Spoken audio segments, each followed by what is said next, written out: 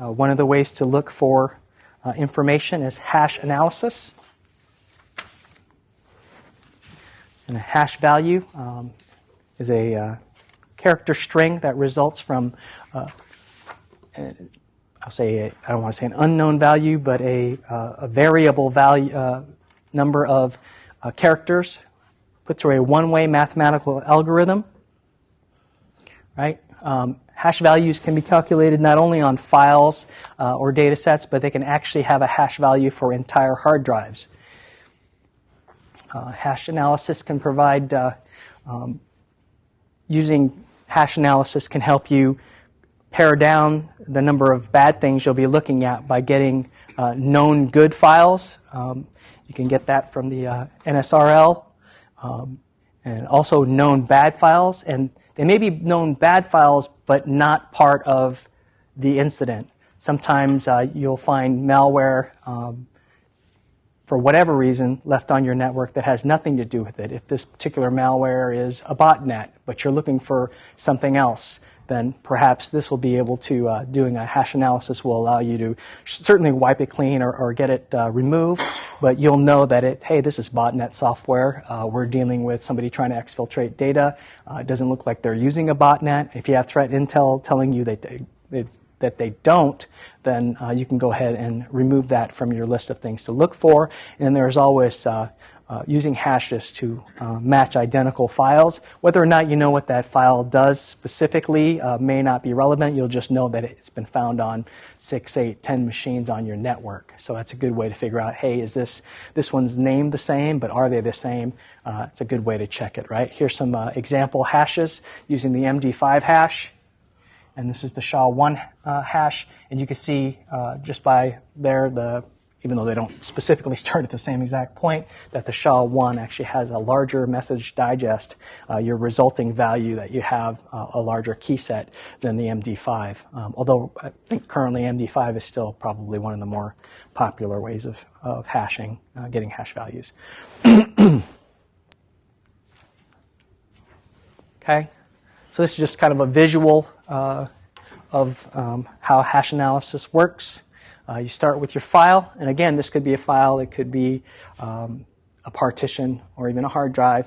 You calculate your hash value, and then you do your comparison of known hashes, whether these are all bad or good, or something that's in your investigation or not in your investigation, and you want to pair it, either want to include it or you want to pair it out. You do the comparison. In this case, it matches.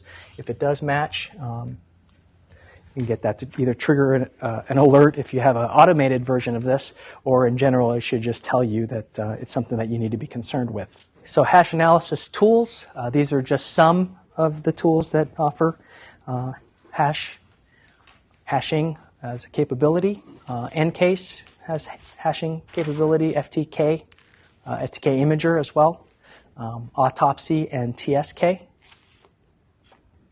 So command line utilities like MD5 Deep and SHA-1 Deep also do the same function. You just put your value, whatever your hash list is, and this is the ones containing actual hashes, and then you use the -M flag and the -R flag. If you have multiple files in a directory format, that will go into each subfolder as well if you put the -R recursively.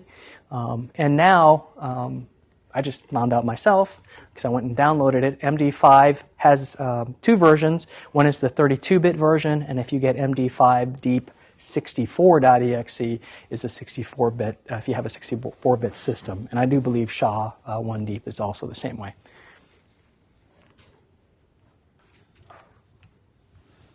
Okay, and this is the NASRL that I mentioned earlier, the National Software Reference Library. It's a NIST-run effort that collects known good, if you will, benign hashes or hash values for benign or known good software. There's a key note here. There are no illicit data hash values within this database or this library, meaning if your incident, for whatever reason, came upon illicit pictures, right? Unfortunately, something like child pornography, and you hash that image. That library will not have those. There are libraries that have it, and you can look those up as well. But in this case, this is for known good. So if if you're talking about hundreds of thousands of types of software, you certainly don't want to have to parse through that. So if you can get them hashed, and you can go into this database and pull down a list that you can compare them to, and you can rule out as good stuff, that'll save you quite a bit of time. So if you're able to do that, it's highly recommended. Right? And for the most part, they carry operating system files, software installers, and executables, stuff that's used quite a bit and are obviously on computers quite a bit, and stuff that you want to rule out as quickly as possible if you know that they're good. So here's the other side of that coin, known illicit or malicious hash values. Filtering out the benign is useful, but the other method, if you can find a list of known bads that you can compare what you found to, this will be helpful and very quick at getting you where you need to be. 2 ways to identify these. You can do the hash sets, similar to what the NSRL gives out. The repository can be downloaded, and it says or created, but generally you're going to want to find these and analyze against the evidence. If you have this stuff for the illicit, the government and law enforcement agencies often develop these to catalog, and then also it does say specifically child exploitation images are also hashed in these lists. And then there's always also the internet analysis or website analysis, and I mentioned yesterday, virustotal.com allows you to submit hash values and do a search based on that hash. So there is a note here. It says, be cautious of submitting files to online websites.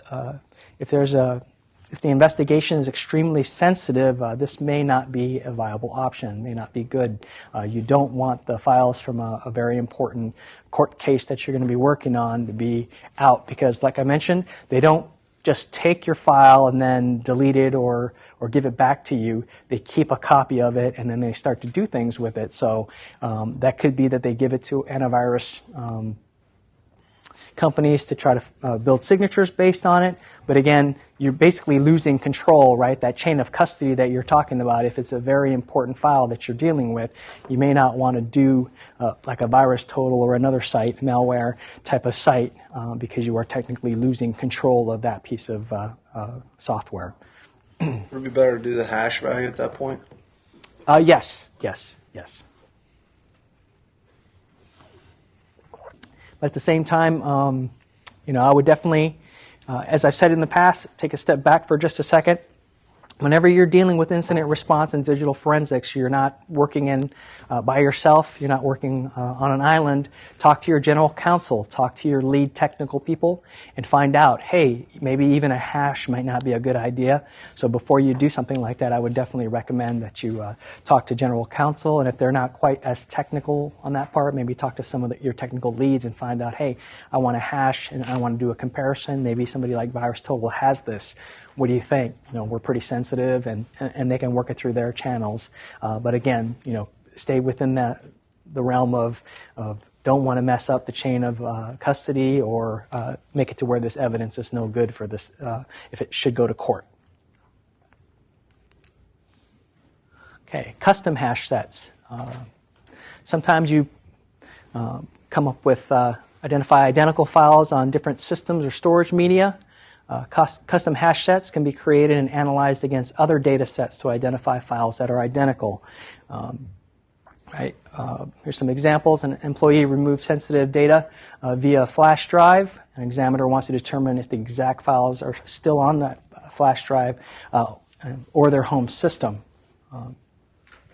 Searching systems on a network that have downloaded a suspicious PDF attachment.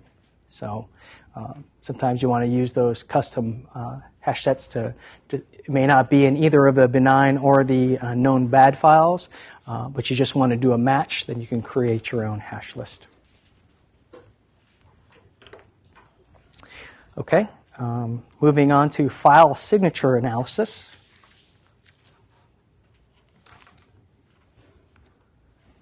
Okay, file signatures have specific bytes at the beginning and sometimes at the end, known as headers and footers, that help identify what type of file it is. Some of the file types also, well, I just mentioned, have a footer, so it lets whatever program know exactly where the ending is to this particular file. So this is a key distinction that I want to make. File signature tells a program what type of file it is. The file extension tells the operating system which program to use to open it. Okay, so there's a difference there. And we'll talk about that in just a second. Some of the key, in this case, a JPEG file header is that FFD8, FFE0 is the very beginning of a JPEG file. Okay, so there's quite a few, obviously, file signatures that help identify. The EXE and the DLL happen to have the same two bytes, 4D and 5A. And the keys here is, you don't have to memorize them. Some of them will start becoming familiar if you do this on a regular basis, but there are cheat sheets or references available on what those are. And so when you go to do, yes? Are these at the very beginning of the files? That's correct. These are at the very beginning of the file. So when you pull the image off the hard drive and you're talking about unallocated space or deleted files, these are the types of things that you'll be looking for if you want to pull information off and it's a docx that you're looking for, or a PowerPoint presentation, or a particular EXE that you're looking for. These are the type of the header information, and there is some of them have the footer as well to show you where the beginning and the end are. This is the type of information you're going to use to carve out data and find what you're looking for.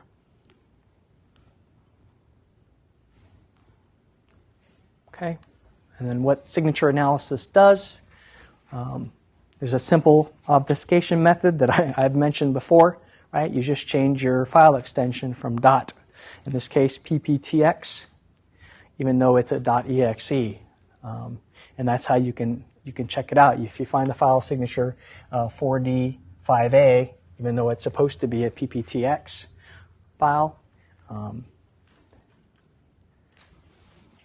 the pptx would be 504B0304, correct? So if you find it to be an executable, then you know there's something fishy going on, and you'll want to check it out.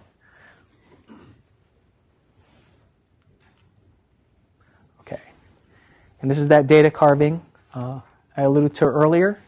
When files are deleted, they are not erased from your system, right? Only the pointers to them have been deleted, and that area may be unallocated now. The data carving process searches through the drive for that particular string, and understand too that that's not the only time this data happens to those strings, those particular character strings pop up. Sometimes in the middle of just data, that particular set of strings at FFD8, FFE0 may pop up in the middle of some regular data. So you'll have to do the carving, and you'll have to pull it out, and you'll have to actually look and see if it is a JPEG file. If it doesn't turn out to be anything, and then you'll have to do a little bit more investigation, or you may look a little further and you find that it's in the middle of a doc file, and it's just whatever the information that was on the inside of that happened to end up to be the same exact characters as that header.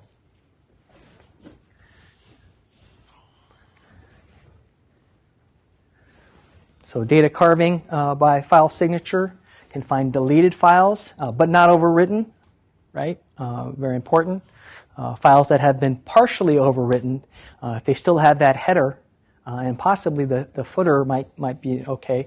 And then files on deleted partitions, because once again, just like files, partitions, when they're deleted, actually the master file table actually just removes its ability to find it. The address, if you will, of that allocated space is removed. So the data itself, unless it's on a particularly special operating system that actually goes and deletes that sort of thing, is still left there. So even deleted partitions, the actual information, if it has not been messed with, is actually still there. So that's some areas that you can use the data carving to go into. And then you can also do data carving using file structure information. If you happen to use NTFS or NFS or the EXT file structures, you can kind of get a feel for what to carve out. If it is a partition that's partially been deleted, perhaps you can look at how the file structure has been set up, and you can actually carve out pieces of what's left there. If you don't know exactly what type of files you're looking for, you can go and grab a file structure and then pull that out and see if there's anything in there that might be of some use. So where can signature analysis lead? You can look at identify obfuscated files and then hash them and look for either malicious or try to figure out if it's in the benign file list as well. And you can narrow your focus to specific file types, maybe executables, and analyze modified times to detect files that have been changed during a specific time period.